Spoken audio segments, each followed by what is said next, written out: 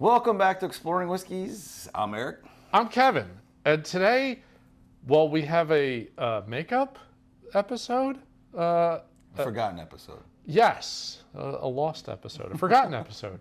So, all right, this bottle, Cream of Kentucky, 13 year. This is, and you'll see the lovely yellow ribbon. This is a special bottle. This was given to me by Eric and Tim and Jason and Adam last year to commemorate my son Jason's 13th birthday. That obviously we've had it. We got together. I don't know. It wasn't even like a week later. We were all together. So I brought it over and we all had a pour of it, and to Jason, cheers to Jason and all that kind of stuff. But when I went back and looked, we never actually reviewed it. Totally thought we did. It's been sitting up on the top shelf. You've probably seen the yellow ribbon sitting in the shot, but yeah, I remember seeing this bottle before I went up to Louisville for a guys' weekend and hearing all about the rave reviews about it. And we got to a bar, and the guys I were with, they were like, "Ooh, what should we get?" And I was like, "Man, I've been hearing a lot about this bottle." And they're like, "Okay, we'll get it." It was expensive by pour. It's like $40-ish. It's not a cheap bottle. No, it's not. It's not a cheap bottle. It was delicious. And they have... I felt horrible recommending it, and that guy paid for it. This one is batch 4. They've had a couple different batches. I think batch 5 was 14 year. I think batch 3 was like 11 and a half years. So they've got a couple different batches at different ages, things like that.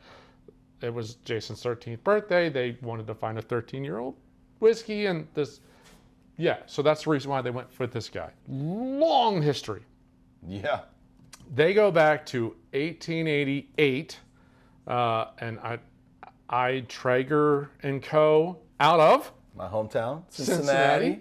So that's where they actually started this particular brand, and then it was acquired and sold and reintroduced and whatever. And then at some point it was recently, 2019? One of the master distillers from... Four Roses. That's what it was. Four Roses. J.W. Rutledge or Jim Rutledge, depending on what you're looking at. He ended up buying the rights to the brand, and he's sourcing this, but... From Barton's. Yeah. It's a Barton's... Well, this one is. Not all of them are from Barton's. This particular one, and they don't actually release that it's from Barton's, if I recall correctly. That's just the rumor? The rumor? I'm going to say that's the rumor. But different ones, I know he's done stuff with Bardstown. He's done a couple different things. So we don't know much other than it's 13 years because it has that on there. It is 102 proof. Ooh, this smells like Barton's. It kind of does. I get that rye. Yeah, it kind of does smell like Barton's. Most people may not know Barton's, but they'll know 1792. Right. Which is a higher rye. Yes, it's a pretty high rye, usually a pretty aggressive high rye mash bill. Yeah, as you nose down, that gets pretty rye. See, that's what I remember. The palate is really nice. It's creamy. It's very creamy. There's a vanilla sweetness that goes on there. There is a little bit of an oak. You get a little bit of like a rye burn, though, in the back. There's a tingle. Yeah, but overall, it's a nice bottle. That's a really nice bottle. Anyway. The name does throw people, though. Yes. Cream of Kentucky. Yeah, Cream of Kentucky is one that's really weird that started in Cincinnati. I've told you, people that live in northern Kentucky say they're from Cincinnati, and they're not. And so now Cincinnati started a whiskey called Cream of Kentucky. Weird. Like, when I first heard of Cream of Kentucky, I was like, "Ooh, it's gonna be like the bourbon ball." You thought it was going to be a cream, like a liqueur that we put in our coffee on the weekends. Yeah. It is not. It is not.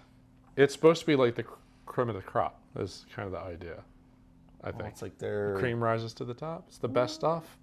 I don't know. I'm just. Well, but Kentucky's known for bourbon. Like it's their, I don't know, the cream. Best of the bourbon. Yeah, it's good. The nose is, I feel like aggressive rye, but It is smooth across the palate. It's really nice across the palate. It's the palate's 100, really 102 proof. It doesn't drink like it at all. No, it drinks, 90-ish. Like there's really not a lot of proof coming through on the palate. The nose is more aggressive on both the proof and the rye. And then when you drink it, it's creamy and sweet, and the palate's really nice. The nose is more aggressive. That's interesting. It's a very weird dynamic. Kind of let it sit. Mouth kind of burns a little bit. It tingles up. Yeah, it's the roof of my mouth. I'm gonna say water. This is gonna get hotter. Yeah, that does get a little Yeah, I get what you're saying. Yeah, my tongue got all fuzzy. I'm gonna say this is gonna get hotter. Yeah, I think the rye and the proof are both going to kind of kick up in here, because I'm thinking there's pretty good oil. Like I'm seeing on the side of the glass, there's a pretty solid amount of oil here. So my guess is you're correct. The rye is going to kick up, the proof's going to kick up, and it's going to be a little more aggressive. The nose didn't change that much. No, those stay about the same. Maybe even just a slightly more. Yeah, little more mellow. Yeah. I'm starting to get more of the sweeter notes, like a brown sugar note is coming through a little bit.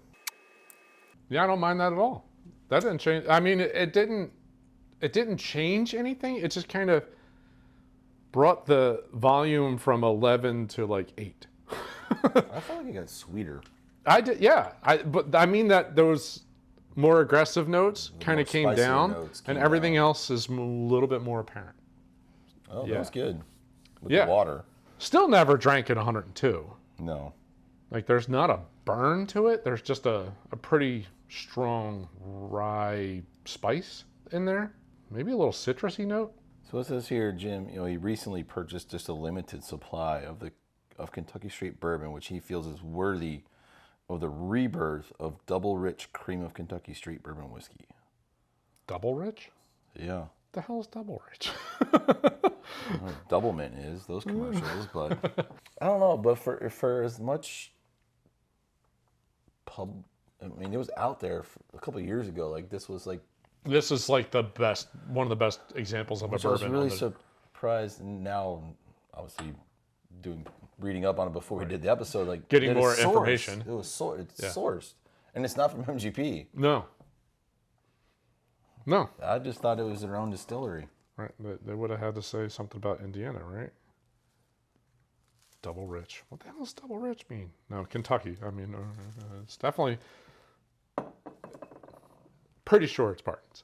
Almost certain this particular batch is Barton's. Well, if it's on the internet, it's true. So.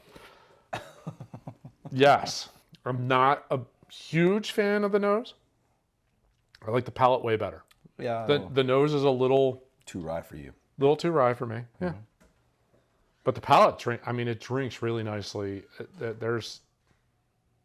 I like the sweetness, I like the sweetness, I like the creaminess. I do like the fact that there is a little bit of bite and body to it. Mm-hmm.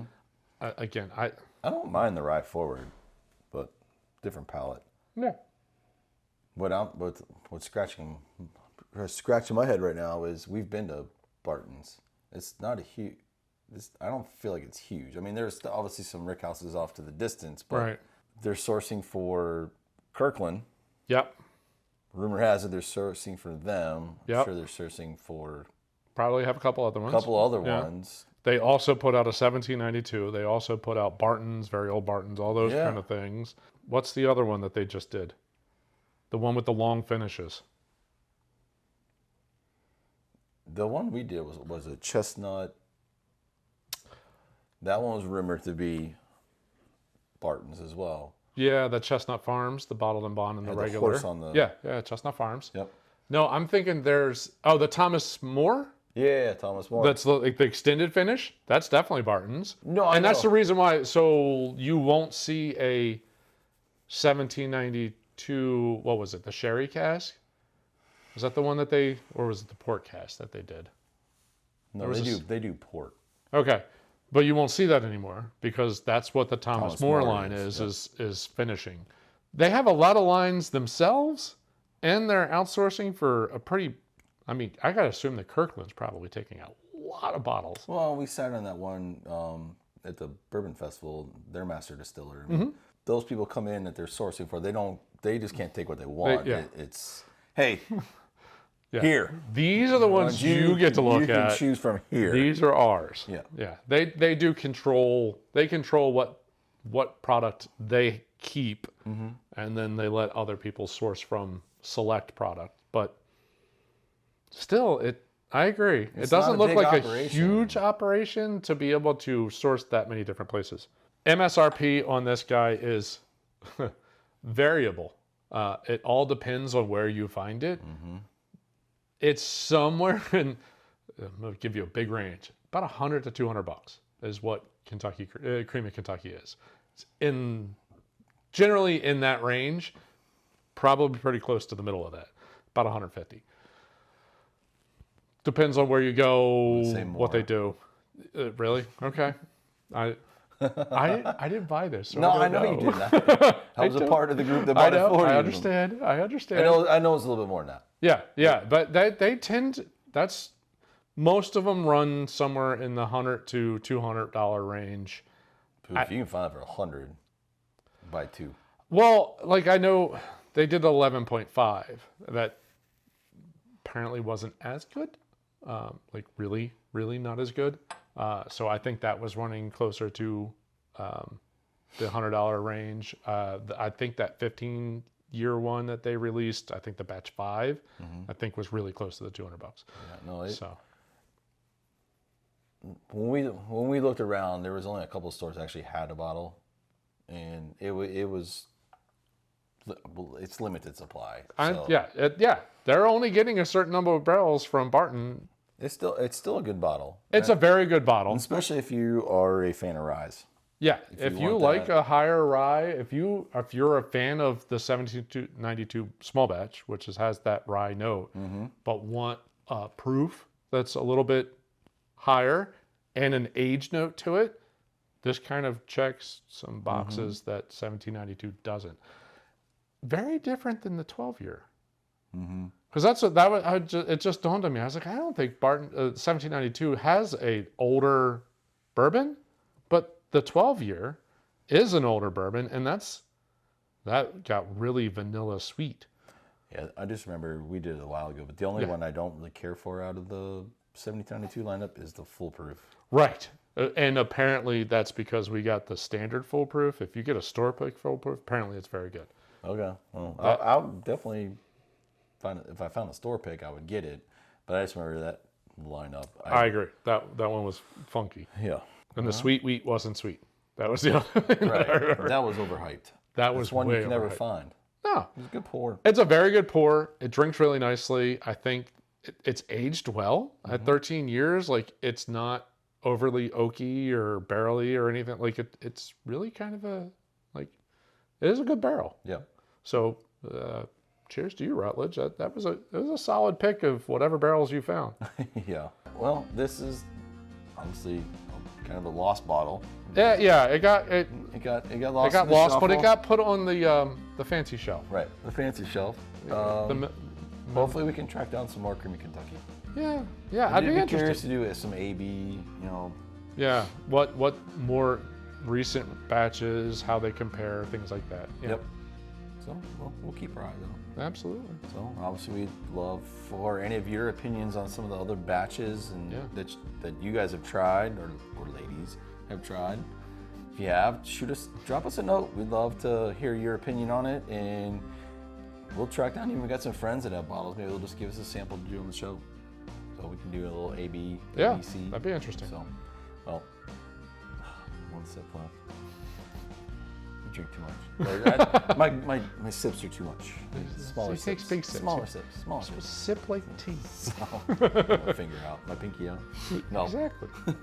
We hope you enjoyed the review. If you did, as always, hit the like button at the bottom of the screen. And if you're new to the channel, subscribe. Hit the bell icon. Get notified every time we put a new episode. Something like this, where we talk about a whiskey that we found and tried, and some good ones, some bad ones, some absolutely.